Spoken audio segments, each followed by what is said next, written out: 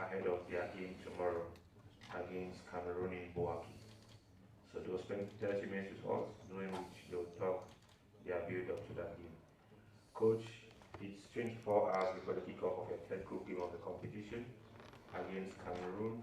Talk us through what's happening vis-a-vis your preparations and the importance of that game to the Gambia. Thank you very much. Akwaba to all journalists.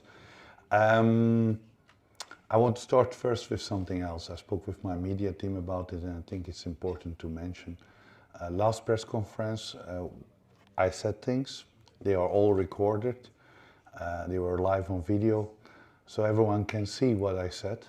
But if a journalist write different things, what I said about that embarrassing and about other things, words I never used, we checked it 3 times. And other journalists gonna copy paste what a journalist quote wrong. That I get telephone calls from South Africa, from Nigeria, from Djibouti, everywhere in the world people are calling me because a journalist cannot even quote what the coach say. Then it's very bad. Then it's useless that I talk if you cannot write what I say. And everything is recorded. I asked 3 times to check the video again of the press conference because I knew I didn't say it. And if you write something else in your media, then you can write what you want, but then I don't need to answer questions. Because if you write it like you want to write it, then I don't need to be here. So or you write what I say, or you don't write anything. Quote people, if you quote people, you quote them correctly. That's all over the world. That's the first thing I want to say. Coach, your preparations for the game? Yes. We were naturally very down after a second defeat in 2 games. We knew it was the group of death, but we were hoping to win points. So the first thing we did was to get the atmosphere, the team spirit back in the group. And that we did on Saturday, the day after the game, with a relaxed training session, tennis football. The idea was we wanted players to laugh because they were crying for 24 hours. So psychology of football team is you can't cry till the next match because then you are not ready for the next match. Everyone was sad, everyone was disappointed, everyone was frustrated, everyone was angry. So we wanted to lift up the morale of the team. And from Sunday, yesterday, we started focusing on the match of tomorrow. Yesterday we had a good session, tactically. And I have to say that we're going to face a very tough opponent, number 46 in the world.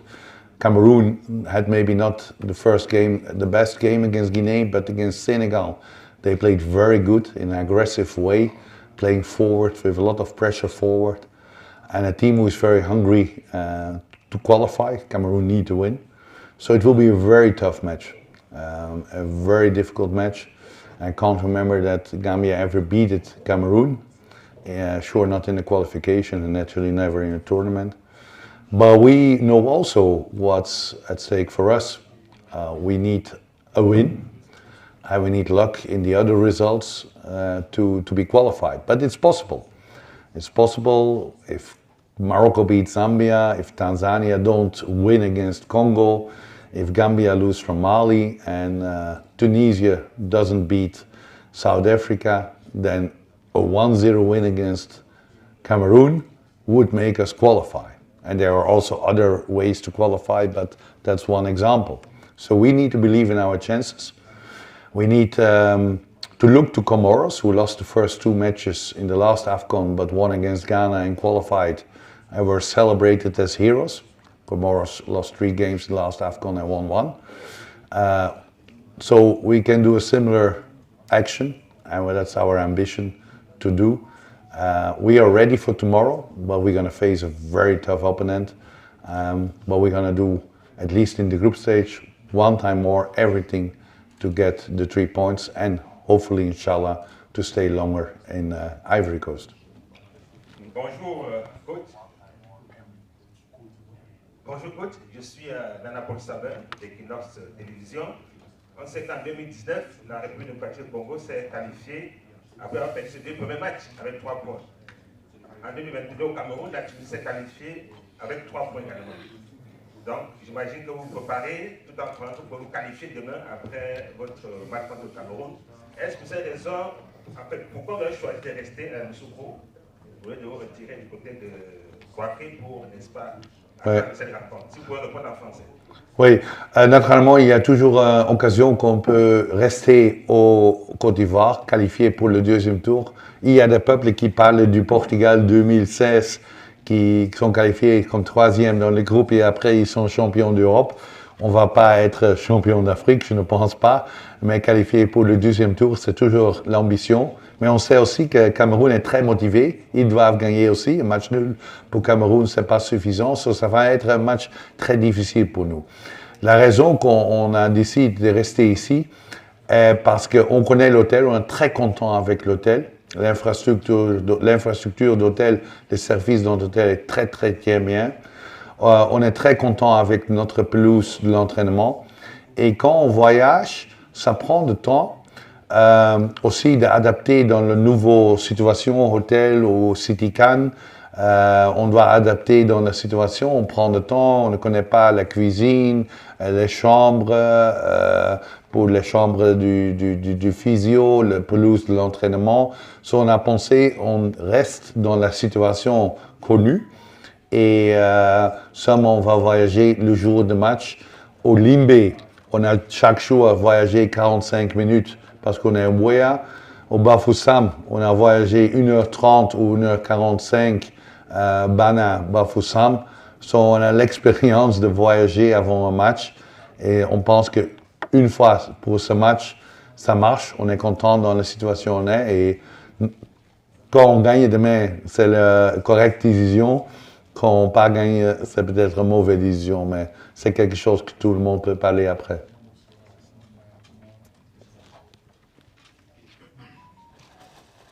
Good afternoon, Coach.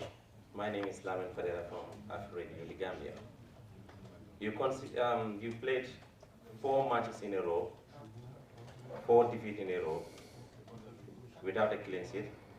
How are you going to work on playing and, of course, on your defense line without conceding? Thank you very much, Lamin. I think, first of all, 4 defeats. And against which opponents we played, maybe also interesting to mention that. We lost against Ivory Coast. Yeah, I can Okay, no, I know it also. I'm not stupid, I know against who we played. We played against Ivory Coast. We lost 2-0. I think it's quite normal that the 126 in the world lose against Ivory Coast. We played against Senegal, the champion of Africa. I don't think it's a shame when you come with 10 against 11 for more than 45 minutes that you lose. We played against Guinea, the number 18 in the world. I can't remember so much games that Gambia won against them. Only the last 2 years, a few times. We were very competitive, we almost drew. Only the Burundi match, we have to blame ourselves. What was a home match away from home, because we had to play all our matches in Tanzania and not in the Gambia. And we lost 3-2, where we had 2 big chances. So that are the facts. We are totally not happy with the 4 defeats, because in the past we could even win from Algeria, with Algeria, beat Mali, beat Morocco and Tunisia and others. So we are not happy. We probably could have some changes in the team tomorrow. Important is we created only, since we play attacking football, because maybe journalists don't know, but you have to follow the tactical meeting and the tactical training sessions. We played last game with 4 offensive players with a tactical plan to attack, but we were forced by the opponent, who was stronger than us, to defend. We didn't want that. We wanted to attack, but they were better than us. Same happened with Burundi, same happened with Senegal. And we had this AFCON 2 shots on target. 2 shots. That's almost nothing. You can't score goals if you don't shoot on target.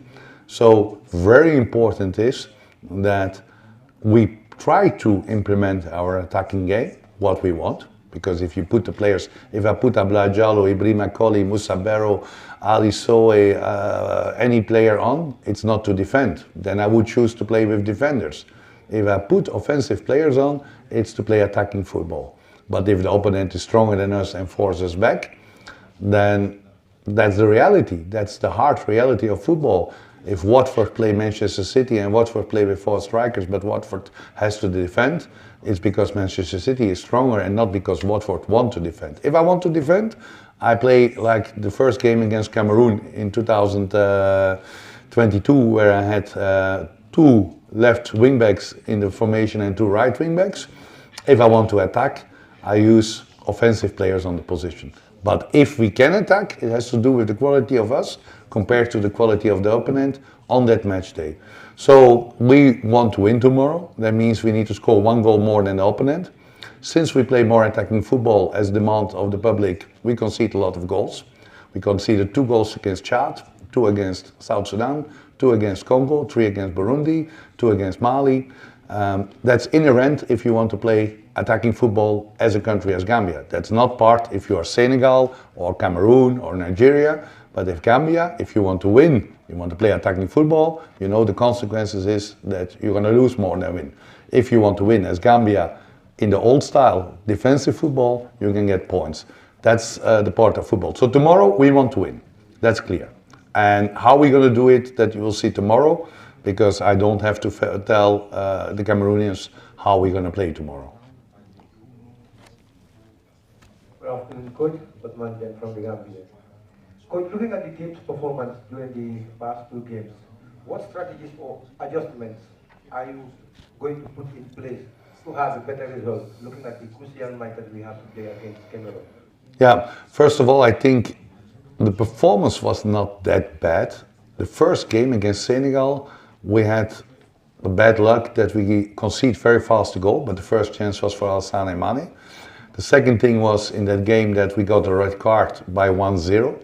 And if you stay 11 against 11, maybe we would have played a draw against Senegal, or maybe we had lost only 1-0 and people would have said, okay, 1-0 lose against Senegal is more acceptable. The second game against Senegal, we had some opportunities. The second half, we had 2 shots on target. The second game is for me a little bit more frustrating in the way that Guinea was stronger than us for sure in the first half. And in the second half, the moment we are getting control over the match, when I have the feeling now we are hunting for a goal, the goal fell out of nothing. The first half, when Guinea had scored the goal, I would have accepted they were stronger. Second half, it was frustrating. So we need to learn to play faster forward, to have the ball more on the half of the opponent, and to play more direct. Because we have speed, we have quality strikers, but we need to get them in position to shoot and to score. And that will be very important tomorrow, because in 2 games, 2 shots on target is unacceptable. In the past, when we played AFCON with very defense football, we had average of 3-4 shots on target, and we won every game 1-0. And now we lose games with offensive football, and we have even no shots on target, because there's no correlation between both. There is only a correlation from what is the quality of us compared to the opponent. And so tomorrow, we know we face a very strong team. The good thing maybe is that Cameroon need to win. They will take risks, and hopefully we can, inshallah, we can punish them on one of the possibilities we get. Salut Tom. Bonjour. Georges Hubert ici. Tom, si c'est possible que vous puissiez répondre en français. Le Cameroun, il a joué 2 matchs, et même face au Sénégal, les Sénégalais, tout champions d'Afrique, ont décidé de donner quand même le ballon aux Camerounais, comme s'ils avaient le sentiment que quand ils ont le ballon, ils ont des difficultés à mettre en danger l'adversaire. Je suppose que vous avez analysé cela, évidemment. Donc, est-ce que demain, vous allez prendre le même risque, celui de laisser le ballon aux Camerounais, ou alors, forcément, compte tenu de l'enjeu, vous allez décider d'attaquer, tout simplement? Merci. Normalement, notre jeu avec l'autre équipe à le ballon, on n'a pas la qualité pour être compétitif avec les grands pays comme Cameroun, Sénégal, en position de ballon. Le Cameroun a une équipe fantastique et tu dis il y a des problèmes pour créer des occasions, mais il crée des occasions, il marque des buts. Cameroun a seulement 4 tirs au but dans 2 matchs, mais il marque 2 fois. Et la qualité du Cameroun demain, et chaque match, ils sont très agressifs, mais positifs agressifs. Ils poussent, ils font des pressing en attaque Et il y a les derrière gauche, derrière droit qui sont très offensifs. Il y a au centre milieu, au milieu de terrain des personnes qui infiltrent. Peut-être il n'y a pas un attaquant qui marque des buts, mais il y a toujours des joueurs qui sont dangereux. Défendre contre le Cameroun, c'est très très difficile, sûrement pour un pays comme nous. Parce qu'il y a toujours le risque pour un faux, pour une réaction plus tard, quelque chose comme ça. Pour moi, Cameroun est une équipe qui peut être champion d'Afrique aussi maintenant, parce que la qualité est là. Pour moi, je pense que Cameroun va être plus position de ballon demain, mais on va faire tout quand on ne peut pas créer des vraies occasions. Et quand on a une occasion, on va plus vite contre-attaque pour créer des occasions pour nous. Mais Sénégal, c'est une équipe fantastique. Il y a un grand gardien, il y a une grande défense, milieu de terrain. Il peut prendre des risques, l'expérience est là. Ils sont 20 au monde, ils sont champions d'Afrique, il a la connaissance de jouer la Coupe du Monde. Ils sont peut-être plus expérience que nous pour jouer contre un grand pays comme Cameroun. Pour nous, c'est autre niveau. OK? Bonjour, Désiré Arsi, voilà. So, Désiré Ala de la RTI, la télévision ivoirienne. Ma question sera adressée à Gams. Là, la situation, I have to translate for you. I can do la it. situation reste un peu compliquée avec des chances de se qualifier qui restent un peu difficiles. Aujourd'hui, vous avez une équipe qui est le Cameroun qui est dos au mur. Vous aussi, vous êtes dos au mur. Maintenant, vous les footballeurs, qu'est-ce que vous dites? Dans quel état d'esprit vous préparez pour attaquer We are in a tough situation. Cameroon need to win. We need to win. What is the spirit of the team right now for this game? Good afternoon, first and foremost. For that question, obviously the group is down at the moment. It's difficult. The situation is not easy. But what's the point of playing football if you don't believe? It's a difficult game, we know. So we're going to go there and give our best. It's going to be difficult, we know. But like I said, what's the point of playing football if there's no belief? So far, right now, the morale is getting better after the second game. But as I'm looking around the group, I can feel there's more and more belief, and then the training is looking really good. So for us, I'm feeling confident as the days come along.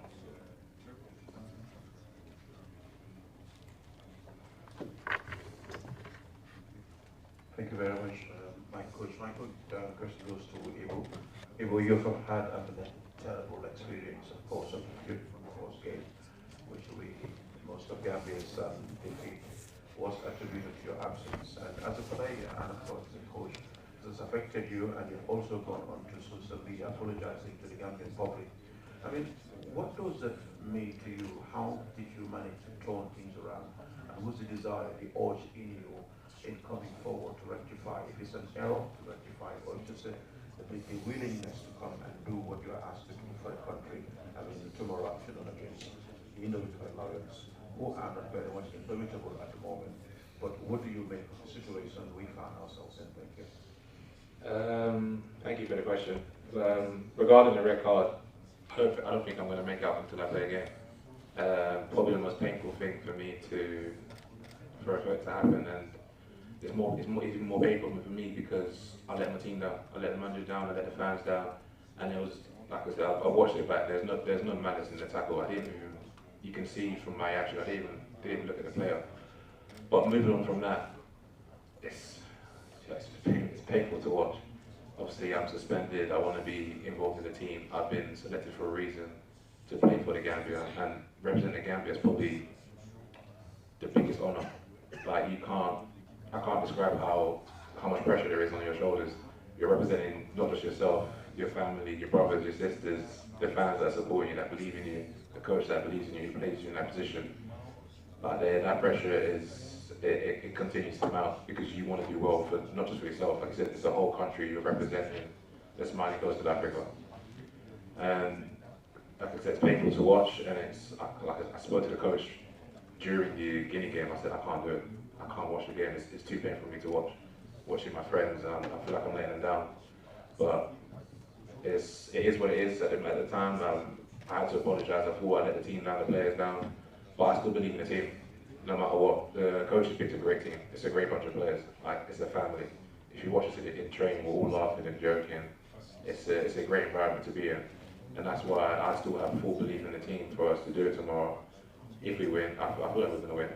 And depending on the results, how it goes, it doesn't matter. I'm just focusing on Gambia right now, and I can see ourselves doing as the Gambian way, which is always the hard way. So, yeah.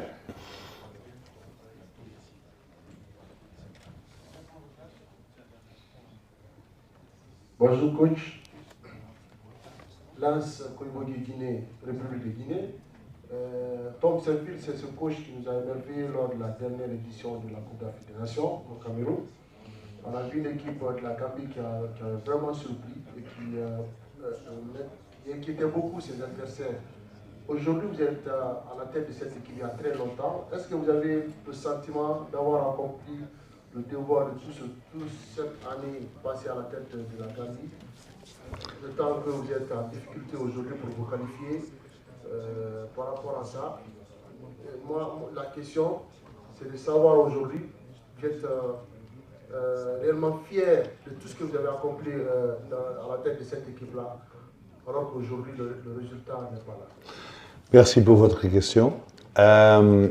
Pour moi, quand j'ai commencé en 2018, j'ai dit je suis ici pour qualifier pour la CAN. Rien de personne n'a pensé que c'est possible. Maintenant, 5 ans et demi après, on a fait 2 CAN. Et pour moi, qualifier pour le deuxième CAN est plus difficile que le premier CAN et peut-être aussi le quart final au premier CAN. On a vu Burundi en 2019, Madagascar en 2019, on a vu Comores cette année. C'est pas évidemment que tu qualifies pour un grand tournoi. Afrique du Sud n'a pas joué les dernières CAN. Il y a 24 pays qui sont qualifiés, il y a 30 pays qui ne sont pas qualifiés.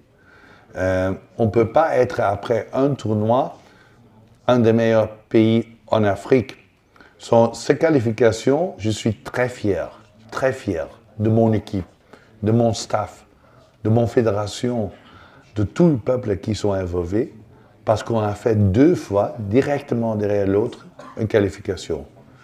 Et au tirage, on a vu, on est dans le groupe avec Sénégal, Cameroun, Guinée, et on a pensé, m'excuse, merde.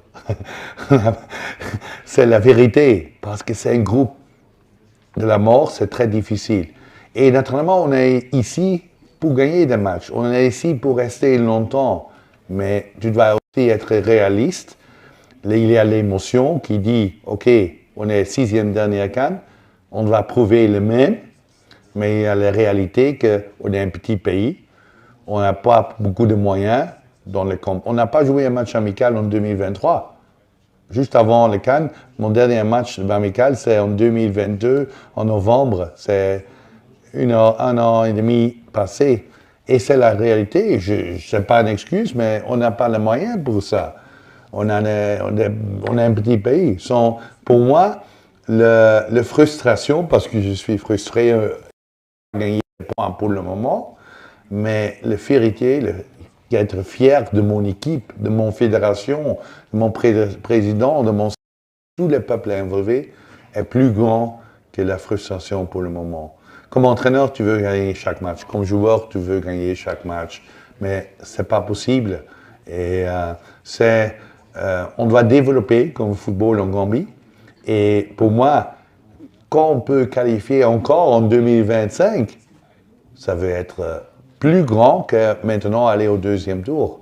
Parce que la stabilité d'être là, Guinée, Mali, Burkina Faso, ce sont des pays qui sont toujours là. Et quand Gambie peut développer comme un pays qui est toujours ou presque toujours là, ça veut être fantastique. On ne peut pas être toujours au quart final, on ne peut pas être toujours en 2e finale. Ce n'est pas possible pour Ghana, ce n'est pas possible pour Algérie, ce n'est pas possible pour Tunisie, c'est sûrement aussi pas possible pour nous. Mais le changement que Gambie est maintenant un pays de football respecté, c'est le plus important pour moi et je suis très fier de mes joueurs, de mon staff et de toute mon fédération. Prochaine question. Ok. S'il n'y a pas de questions, merci beaucoup, chers journalistes. Merci, coach. Merci, Afan. Et bon match demain. Thank you very much. See you tomorrow, guys. Merci beaucoup. On se voit demain. Thank you very much, guys.